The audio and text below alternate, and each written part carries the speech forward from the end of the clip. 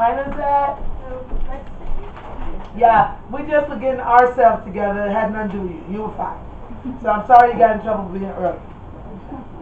Okay, we're not going to go over what you guys did yesterday because you guys already talked about what went well and what you need to work on.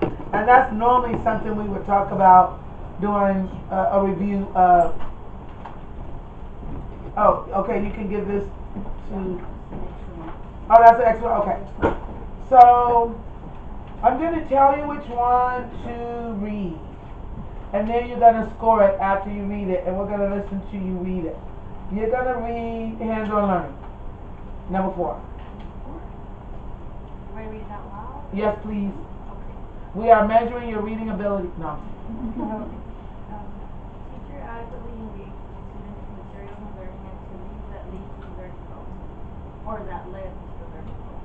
Teacher reviewed the learning goals several times during the lesson and addressed all students to actively participate in learning about polymers. The definition was discussed and samples were provided of what other polymers look like. Plastic bottles, tires, plastic bags, regular plastic bags, and slime. The activity engaged 100% of the students. All students participated in the mixing activity, but the activity needed to be extended to further exploration or impacting the students in the real world. Most activities were teacher directed only. What is attributed to polymers? Glue. Everyone who did a prize, give me an example of a polymer. Teacher bagged the slime for each child and was able to receive feedback from one student at a time.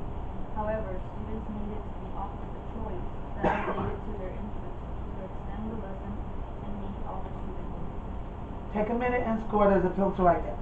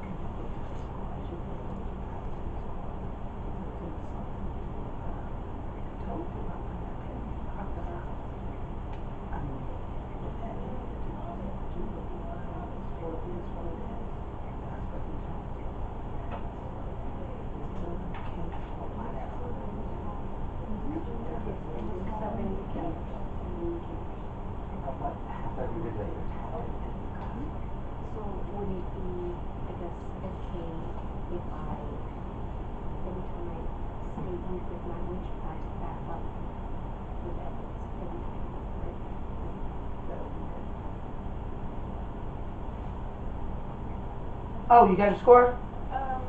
Yes, I would say a 3 because I had, it led to learning goals, engaged, most students, well actually all students were engaged. It encouraged student interaction. They were interacting, helping each other.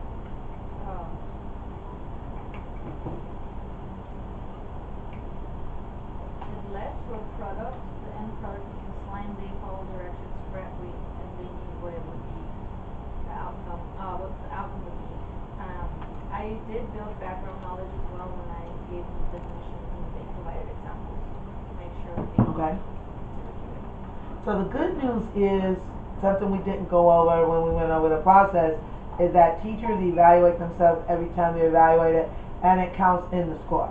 So you don't have to change your score even if it differs from the observer. But you do have to have a conversation if it's not innovative or reliable. You gave yourself a 3. Ms. Connie said you earned a 2.5. You do have inter-rater reliability, so there's no problem there, right? Even if you didn't have inter-rater reliability, your 3 was 10 because it's your 3, okay? But so was hers, unless you wanted to change it. Now, she's going to explain why she believes, based on the evidence, it was a 2.5. Connie? Okay. The reason that it's a 2.5 is because even though there was hands-on learning, the hands-on learning activity did not offer those children that got tired of mixing and they started wandering away from you, and when you were helping a small group, they had nothing to do.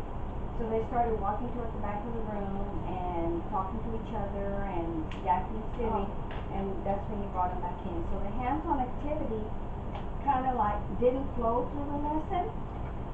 And here it says, by offering students the choices that for them to decide what else they wanted to extend and do with the slime. There was no offer of, you can do other additional activities using your slime. So the gap was that I didn't see the hands-on activity being as effective as it could have been. And I really want you to grow in that area, because you gotta think of those that are ahead of you and those that are behind you. You were very good at focusing on catching up those little ones, but the other ones were floating away at the room. And their hands-on activity, they participated because they were first, but then they stopped. I have something to say to that. Yes. Actually, I did split them up in groups among themselves in 5. So the ones that were actually done, I had them sit and just discuss what the activity was, compared to the ones that hadn't done the activity. In the middle of the lesson, I still had students coming in, so I kind of had to adjust. Right, and I saw that adjustment. And I wasn't prepared for that number of students. I actually thought it was And that's where you catch that. You gotta be prepared for whatever comes in to keep those children. But I still had every student engaged in the activity. They all knew what polymers were at the end of the day. And they all participated in completing and demonstrating the activity. Connie, do you disagree with anything she said? I agree with what she's saying. Okay, so then the focus needs to be on the end goal. The end goal is that all the students' hands-on learning was effectively being implemented throughout the lesson. So And that, Connie, so that they mastered the The objective. objectives, yes. So did all of them master objective? So what was the objective? Completing the slime, I modeled it and then they demonstrated. Wait. They were That able- cannot be the objective, because there's no teaks that says I have to complete slime. So that could not have been the objective. We were told we weren't using teaks. We could teach Yeah, I the was lesson too. based on anything. And No. Well, the objective of the lesson. Wait. Who told you you weren't using teaks? The opportunity to either use teaks or don't use teaks. Remember, it's a summer camp. You want to create an activity versus creating a complete lesson. Your engagement with students is not going to be as relevant by virtue of what situation you're going into. So their job was to create a presentation lesson based on a learning objective, not necessarily a teak, because it was more of a camp setting. So the learning objective and learning goal was tied to a process that So addressed the that's why I goals. said use one of the teaks process objectives. Right. Because the end goal, yeah, I apologize for that. The end goal has to lead to learning, because I don't know if I'm going to need slime in my life going forward, but I need to know the process of following directions maybe. But also part of the objective was to learn what polymers were and to be able to give examples, and they knew what polymers were and they gave more than one example. And is polymers related to a teak? It's science. It's the basic of science, and Yeah. they can build from that. It's actually created for kids ages 5 and up, 5 to 13 and up. So what is the teak related to polymer? Polymers are how they're made up of molecules. They go from liquids to solids, so the students understand how you can turn a liquid into a solid, or they're interchangeable. Okay, so let me tell you some of my problem with the miscommunication. Everything's on purpose. We did not create this to do sample lessons of any old thing.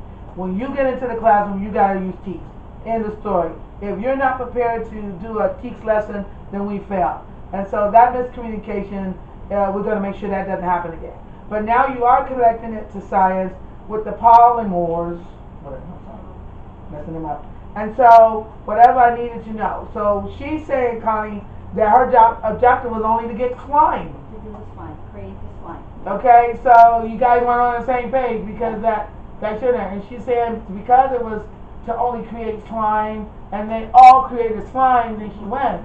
That's what she's saying.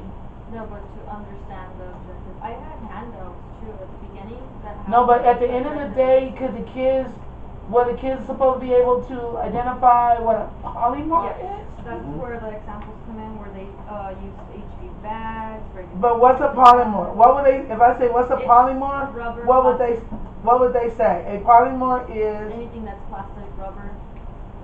okay, anything that's plastic or rubber. Connie, could they all say that?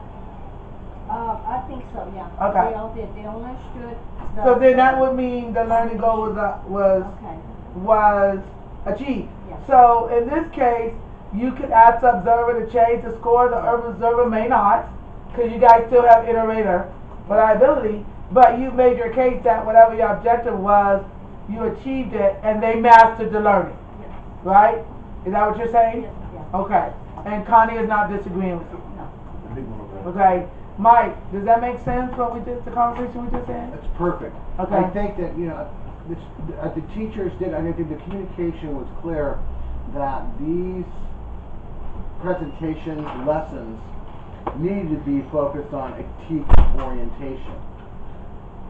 We thought it would be difficult to do a TEAC for first grade when you had third grade as well. It became kind of a balancing act. And so my learning from this is because of the focus on routines and trying to get them ready for the first day of school, we should have required all of them to do a routine lesson. You know, what would kids do on the first day of school in your classroom, right? That's what I'm writing down right now. Okay, cool beans. Thank you, Liz, for helping us learn this. Now, Procedural lessons based on Yes. TEAC, or social emotional lessons based on TEAC. absolutely. Something they will actually use because this needs to have a purpose to it. And now, the science lesson, I approved it because it was tied to a TEAC for general science in a certain grade, and Lizeth said, I think this will be the hands-on activity. I said, cool. And I thought all 3 grade levels or age groups would dial in, and so I think that was the conversation we were looking at. Okay, That we're was- good. Yeah, okay. We're good. Are we good? No, I'm making this note too. Okay, cool. What we look after the lesson. Now, Connie's gonna take your next door, unless Connie has the next one. Who's next? Let's see, after, that would be, yeah, I have. She's with it. 30. What's that? Antoinette, I here. have Antoinette. She's here. Yeah. We changed the schedule. Do I get to keep this? You do, but she's gonna, that was considered your reinforcement. You did hands-on somewhat effectively. So to go to more effectiveness, she's gonna walk you through your rigor, which was your refinement. So the same thing we did over here, y'all are gonna do next door. Okay? And then we're gonna handle who? Antoinette, she's mine, so you